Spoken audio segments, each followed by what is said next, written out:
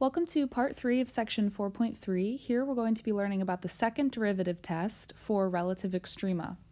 So we will go back to this at the end of the video, but for right now in your notes, what you should do is make sure you understand that there are two different ways to find relative extrema of a function. The first way we've already covered, and that is the first derivative test, where we found the critical points, made a sign chart for f prime, and then wrote the conclusions of where we had local or relative maxima and minima based on the sign changes of f prime. The second derivative test is an alternate way to find relative extrema, so let's get into this. Recall that the second derivative tells us about concavity, and so concavity is really the main thing that tells us about relative extrema. So instead of writing the second derivative, we can write, how does concavity help us identify relative extrema?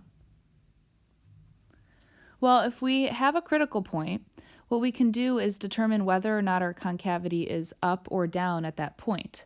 Let's say we have a critical point and the concavity was up. If the concavity is up at that point, it looks something like this on our function. Therefore, if the concavity is up, we can conclude that that critical point here would be a relative minimum. Alternatively, if we had a critical point here in orange and the concavity was down, that would mean that this critical point here would end up being a relative maximum. Here is the second derivative test for relative extrema.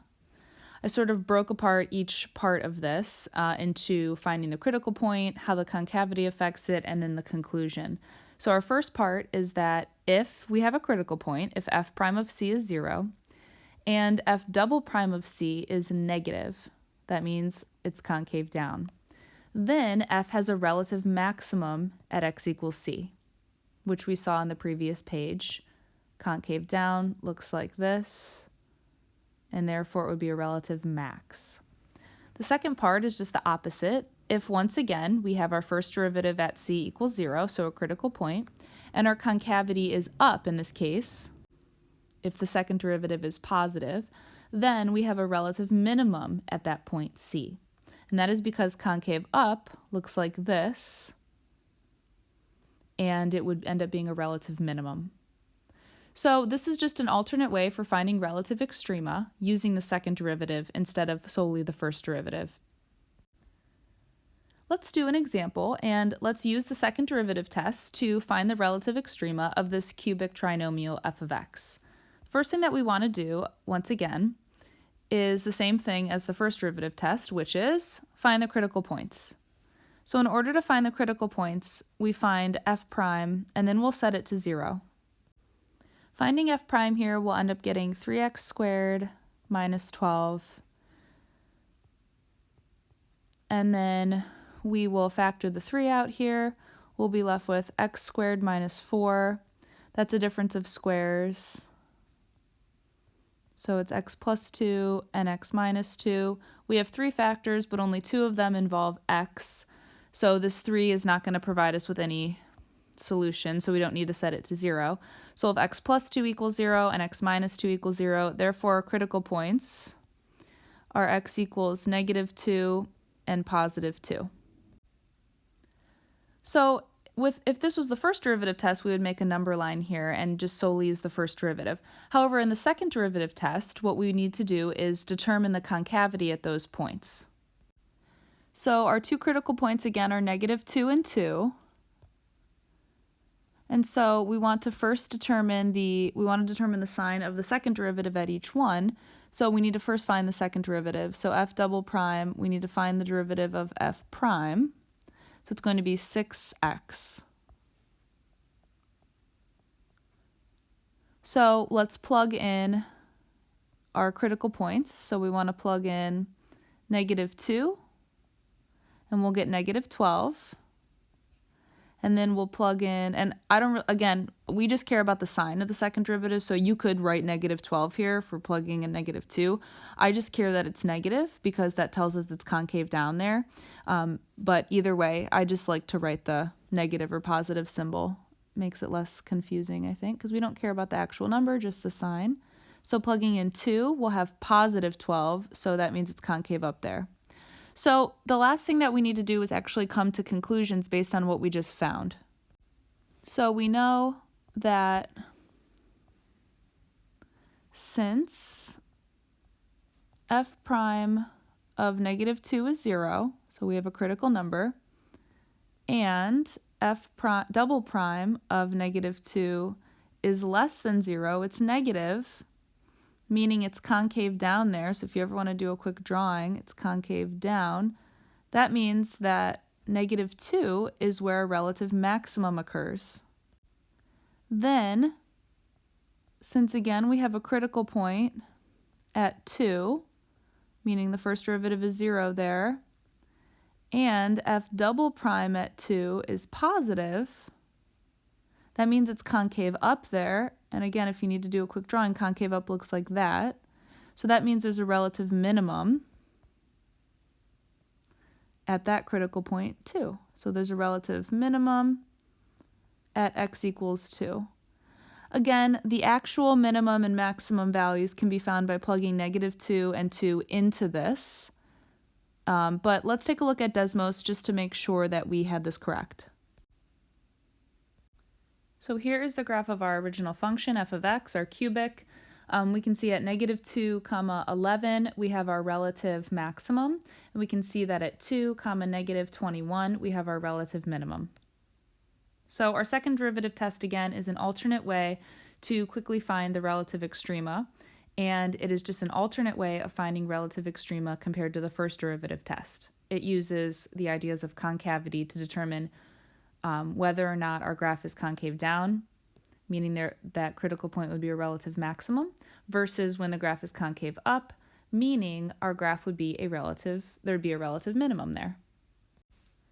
Example 2 is having us do the same thing. So we want to once again find the relative extrema for f of x equals x times e to the x. So in this case, in order to find the critical points, which is our first step, we want to find the first derivative.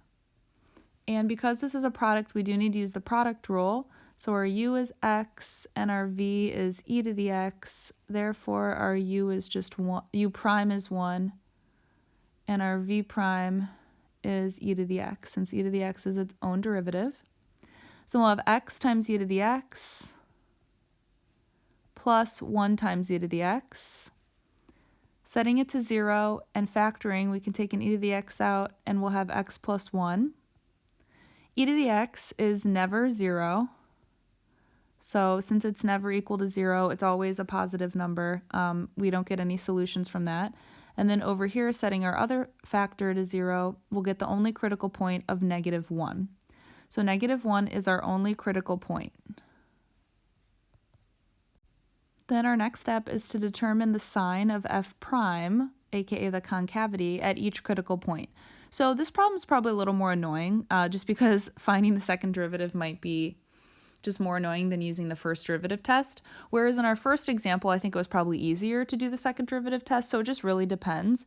So finding f double prime, we could do this in a couple different ways. We could use the product rule here and here, since this is an alternate way of writing the first derivative, or we could just take we could do it from here, so it doesn't really matter. I'm just going to take it from here. This is the exact same thing as our original function, so we know that what the derivative is already. So for that first term, x e to the x, the derivative of that is x e to the x plus e to the x. Then taking the derivative of plus e to the x, it's plus e to the x. Cool. So in this case, I am going to actually end up factoring this. You do not have to, but I just want to. So I'll have x and then plus 1, so I'll have plus 2. It's kind of an interesting second derivative. So next we need to plug in our critical points, we only have one here, into f double prime to determine what the concavity is there. So we're going to plug in negative 1. When we do that, we'll get e to the negative 1 times negative 1 plus 2. E to the negative 1, e to the anything is positive.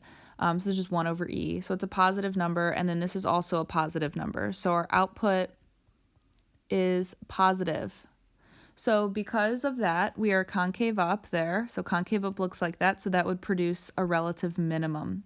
So our last step is to make our conclusions based on what we found.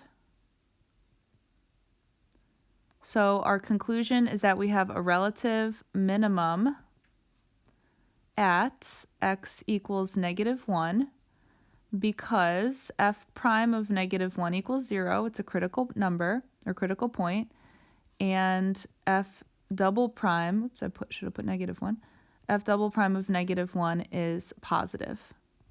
So because it's concave up there, it produces a relative minimum.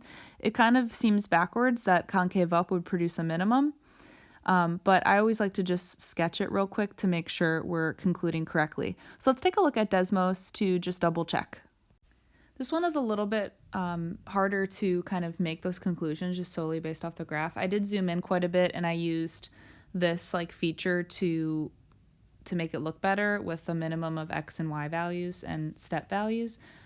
So we can see that at x equals -1 there is a relative minimum because we are concave up here. It looks like we do switch concavity like over here. At some point, it looks like there's an inflection point somewhere here. However, because we're concave up at this critical point of x equals -1, we do have a relative minimum there. Now, in order to find what that relative minimum is, you could always use the table feature on Desmos. So let's do that. And it's already here. So it's this crazy value right here as a decimal. And that is our relative minima, our only relative extrema on our f of x function. So like promised, we are going back to our first slide here in the video, and there are two tests for finding relative extrema of some function f of x. We've already covered the first derivative test, and in this video today we covered an alternate way to find relative extrema called the second derivative test. And the first step of each one of these tests is the same. So these are the second two steps, which we went over in those two examples. We want to find f double prime, then determine the sign of f double prime, aka the concavity, at each critical point. Then we make our conclusions. If it is the critical point is a point where there's a relative maximum, if f double prime is negative, meaning it's concave down, and there is a relative minimum at that critical point if f double prime there is positive, meaning it's concave up.